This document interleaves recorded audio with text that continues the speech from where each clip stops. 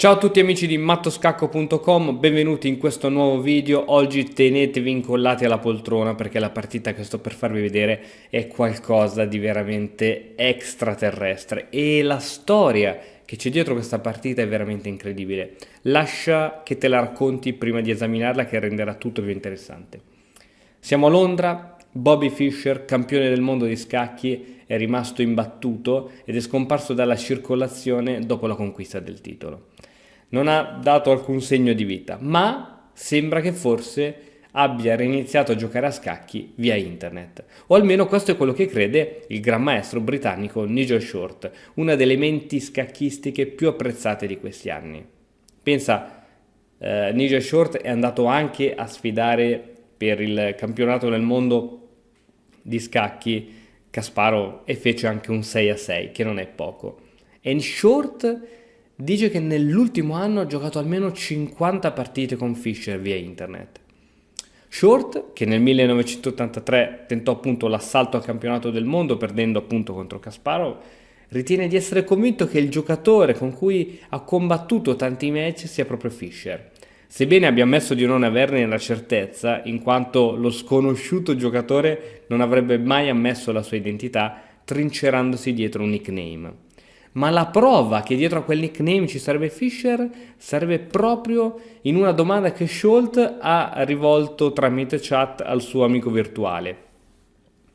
Gli chiede di un certo Armando Acevedo, che si tratta di un grande giocatore messicano.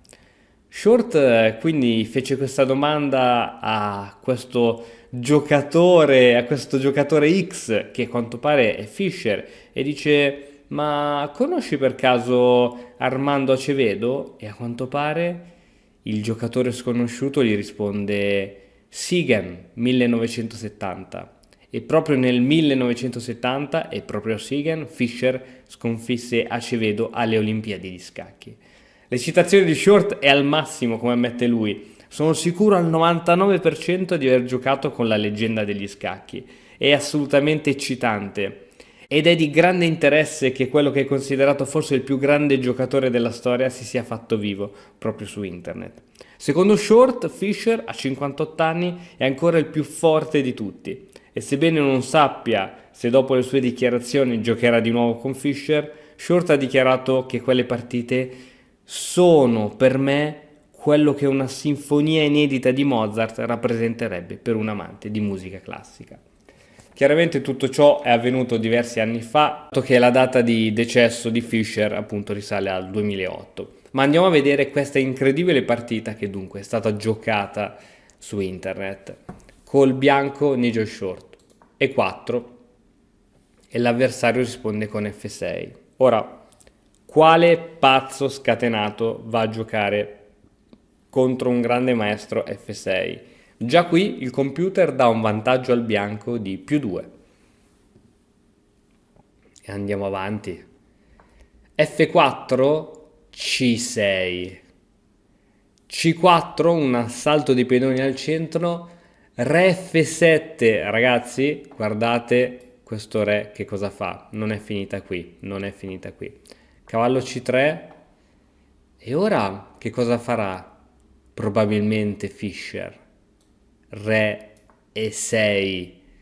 Qui il computer dà un vantaggio di +4 al bianco, come se avesse un alfiere e un pedone in più. D4, il centro fortissimo, il bianco riesce a controllare tutte le case più importanti centrali.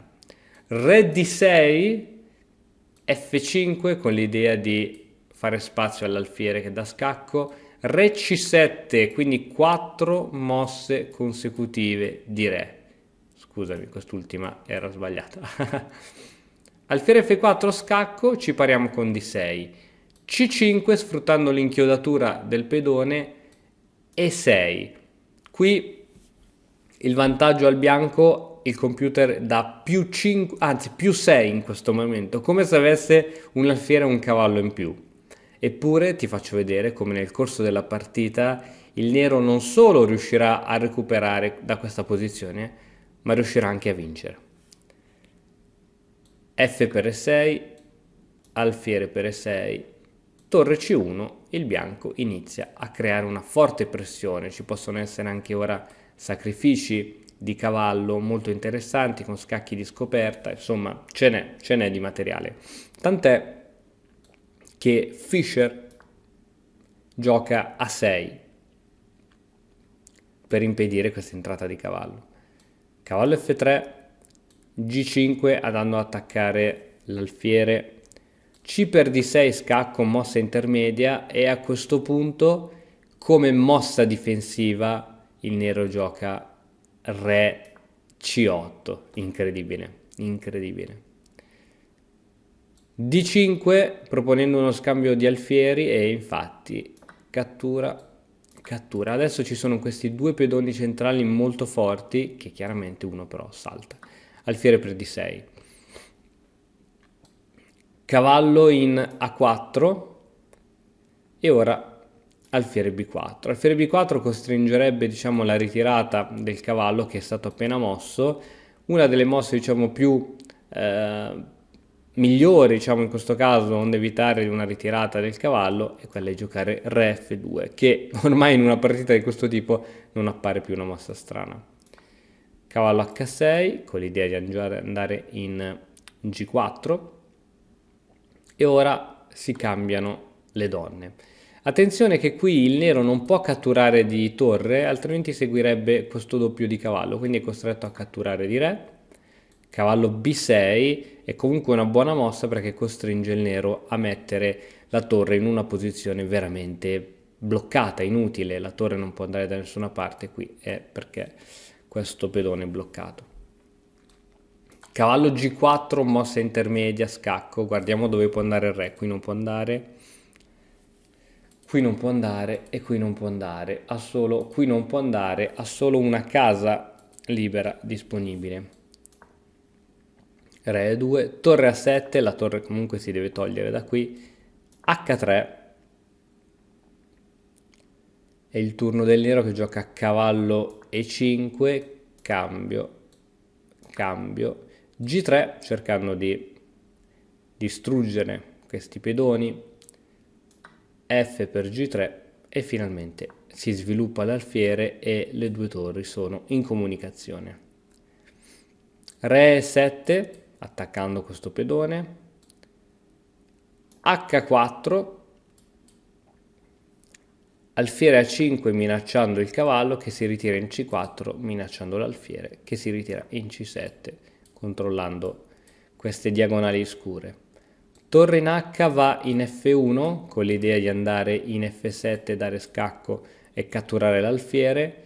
Re per pedone, giustamente, alfiere H3, re E7, cavallo in E3. Il cavallo in E3 è molto forte poiché può iniziare a prendere case molto interessanti. Torre G8 supportando questo pedone G3, cavallo F5 attaccando il pedone e facendo scacco e attivando il cavallo in un'ottima posizione e il re va in E8. Torre in C va in D1, C5 con l'idea di dare spazio a questo cavallo di svilupparsi, cavallo H6 minacciando la torre, torre G6 minacciando il cavallo e a questo punto Short gioca la ritirata di cavallo. Qui la mossa più forte per il bianco in realtà era torre F7. Con torre F7 avrebbe vinto la partita, per esempio. Torre H6, torre per alfiere, cavallo C6, torre C8 scacco, il re si sposta, torre D7, da notare che le torri del bianco controllano la settima e l'ottava traversa, re G6, alfiere F5 scacco, re H5, adesso ti do qualche secondo per cercare la soluzione perché qui c'è il matto in poche mosse. Qui ci sarebbe re F3, se per esempio cavallo D4 il re cattura in G3, tiene questo pedone e siamo praticamente alla fine. Cavallo per F5, si cattura il pedone controlla questa casa, il pedone nero controlla questa casa, quindi sono tutte case controllate dal bianco. E4 per esempio, torre G8, e qui che minaccia c'è? Questa di matto. Se torre G6, torre per torre, pedone, e c'era il matto qui. Ma la partita non andò così, perché dopo torre G6, anziché giocare torre F7, Short si ritirò con una mossa un po' passiva, e in questo punto il computer dà una posizione pari. Da questa posizione, con un quasi più 2 di vantaggio, a posizione pari. A questo punto Fischer spinge in G2, chiaramente l'alfiere non può catturare, altrimenti viene perso il cavallo. Torre F2, re in E7, torre per G2, cavallo C6, cavallo in E3 con importante entrata e proponendo anche uno scambio, torre per G2, alfiere per G2, cavallo per D4, ottimo avamposto per il cavallo, il re si sposta perché è sotto scacco, B5, e qui il nero riesce ad avere un buon controgioco, cavallo D5 scacco, re D6, torre F1, e ora ci sono entrate pericolose di torre. Soprattutto l'entrata in F6 è molto pericolosa.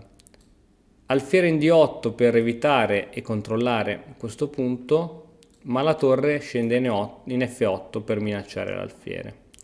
Alfiere per H4, B4 cercando di distruggere la struttura pedonale, spinta in C4 scacco, re C3, torre G7, finalmente questa torre abbandona questa pessima casa e inizia a avere anche un ruolo offensivo.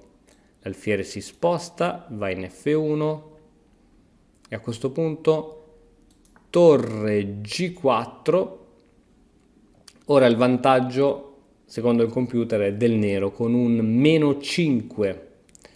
Torre A8 cercando di minacciare questi pedoni, torre per E4, torre per A6 scacco, re per D5, e ora c'è veramente poco da fare.